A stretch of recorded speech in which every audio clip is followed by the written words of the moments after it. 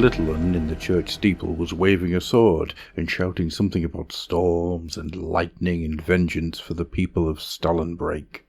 King Broad put his fist through the roof, and the priest alike, sending tiles and glass flying.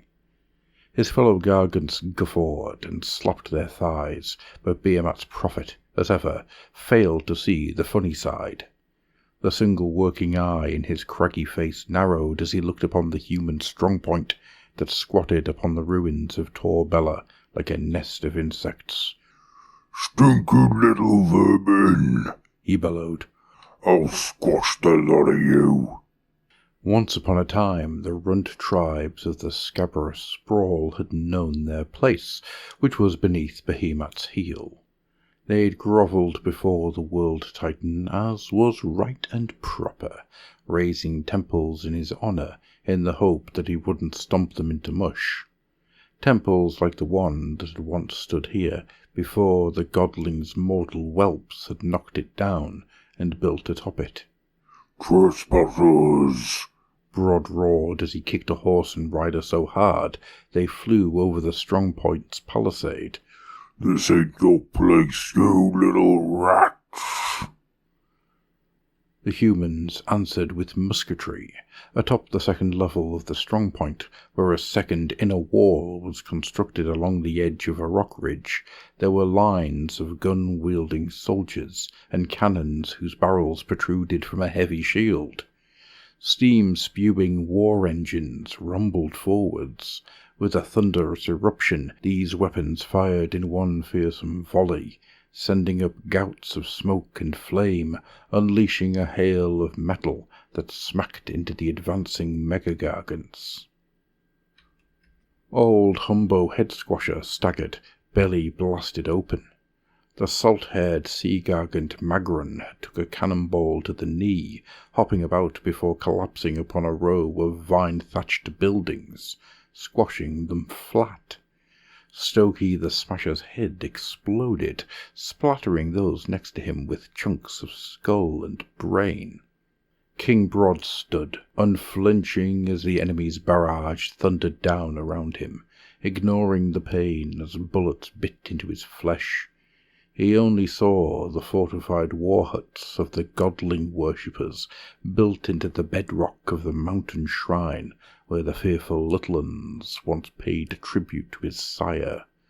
Each and every sacred rune-marked stone of this ancient place had been hewn and sundered, torn down to make room for a den of puny wretches. Worse, Broad saw that they had raised a shrine of their own. In the courtyard of Dawnbringer's bastion there was a statue of a silver-armoured warrior, kneeling with hammer and sword raised to the heavens. The little uns had not only desecrated this holy place, but erected a tribute of one of their own pathetic saints. King Broad raised his war-club, running his calloused fingers across its stone headpiece, taken from a sacred pillar that had once touched the brow of the world titan himself. He set his feet, and felt the fiery heat of his rage emanate from him, causing the very air to shimmer and crackle. His eye flared with white-hot rage, and he roared so loudly that every unbroken window in Dawnbringer immediately burst into pieces. Humans collapsed to their knees, quivering in terror and pain as they clutched bleeding ears. "Pummel them to dust!"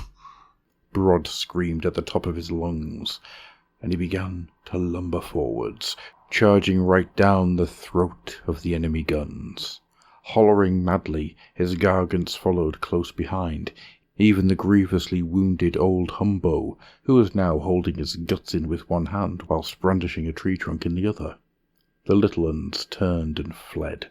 Those that didn't died, crushed and kicked and stomped to paste, or picked up and flung 100 meters in the air. Broad seized a cannon by its red-hot barrel, ignoring the sizzling stone of his flesh cooking as he swept it along the ramparts, smearing fleeing soldiers against the stones. A rattling contraption came towards him. It looked to Brod like an iron shoe with a cannon poking through the hole in the front, and spewed a cloud of steam that scalded the Megagargant's thigh red. He howled and brought his club down on the turret, carving in the steam tank's hull and taking grim pleasure in the screams of the humans within as they were boiled alive by their own malfunctioning engine. Behemat's prophet oversaw the utter annihilation of Stallenbreak. His Megagargants even dragged down the floating metalliths that were chained outside the city, guffawing as they slammed them together until the floating island smashed and split asunder, soaking the ground with their precious water. When the mayhem was done, there was only one Pipsqueak left alive in the strongpoint. His legs shattered by a hurled boulder, an aged, pot-bellied war-priest lay slumped against the silver statue of the Stormcast warrior, still clutching a warhammer and spitting hatred at the gargants that loomed over him. King Brod elbowed his way through the crowd, pushing a limping Magron aside as the Kraken-eater raised his fist to splatter the little un across the stones. "Dull-witted savages!" the human screamed, eyes wide with terror and pain, but still brandishing his puny weapon. "We will be avenged, you wretched oafs! Do you hear me?" Brod leaned down, glaring right into the human's face. "Who's coming to help you, runt?" he snarled. "Your precious godling." To his credit, the priest did not cower. "Saint Steel Soul will hunt you down, gargant," he spat, pointing at the statue behind him. "Word has already been sent to Fort Gardus, and they will soon know of your outrages. His holy knights will deliver unto you the God King's justice, and you will beg for—" Brod growled, and the priest's defiance evaporated in an instant. "Your saints are nothing to me but sacks of meat to squish between my toes. Daring to squat here on the ruins of my father's temple, to spit on his memory by raising statues to them, what slayed him with their storm magic."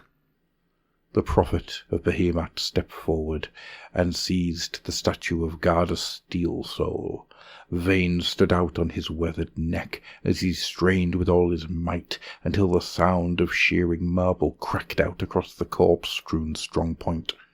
King Brod ripped the silver Stormcast from the base and stood holding it aloft like a trophy, whilst his lads howled and roared and slapped each other on the back. The wounded priest whimpered as he stared into Brod's one good eye, which shone with a holy fervour that outstripped his own.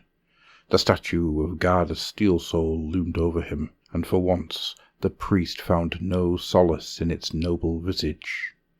"I'm coming for your saint and his silver wretches," Brod growled. "I'm gonna do to his precious castle just what I done here today. And when he's lying there at my feet, broken and bloody, I'm gonna squash him like a bug, just like this."